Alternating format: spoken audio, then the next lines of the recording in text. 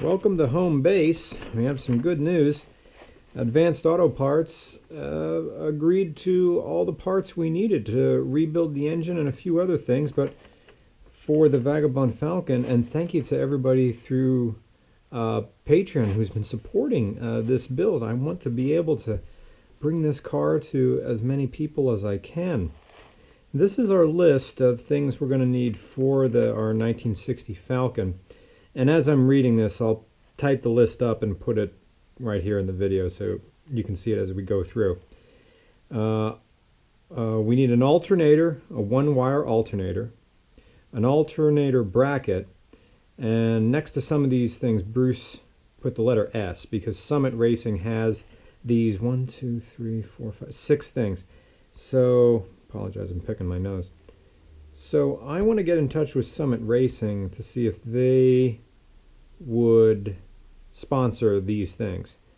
Because Advanced Auto Parts is on board, Bruce Hen is on board, and so is Pipes Performance in Hatfield. So all the big things have been done. This is just little itty, this is this and that, so I'm sure Summit Racing could see things our way. Alternator wire, alternator, one wire. Alternator bracket. Maybe we'll need an oil pan, depending. Oh, I forgot. The third people who came on board, I already put a sticker on my laptop, is Max Tools. Max came through for us with a TCI front suspension and rack and pinion kit. That's going to really make the car drive a whole lot safer. So, but that we may need a different oil pan depending on how that sits underneath the car. Distributor gear, motor mounts, transmission mount for our AOD. Bruce just marked wires, so I'm guessing just hook up wire. Or maybe he means spark plug wires. Cap and rotor.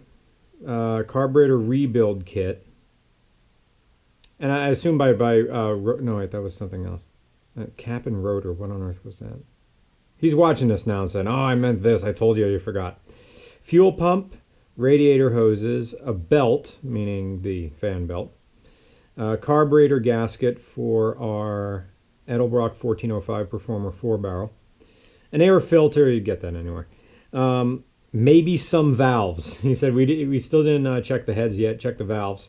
He said good news is valves aren't expensive. Drive shaft will be a big thing. I'm going to have to pay for that because we're going to have one made. Handbrake cables because the rear brakes on a 98 Explorer rear end, which is our new rear end, are inside the brake rotors. So there's shoes inside there to push on the outside, so that's your emergency brake. Exhaust, Pipes Performance, taking care of the exhaust, and radiator fan, but you can get one of those anywhere. Well, you want to make sure you get a good one.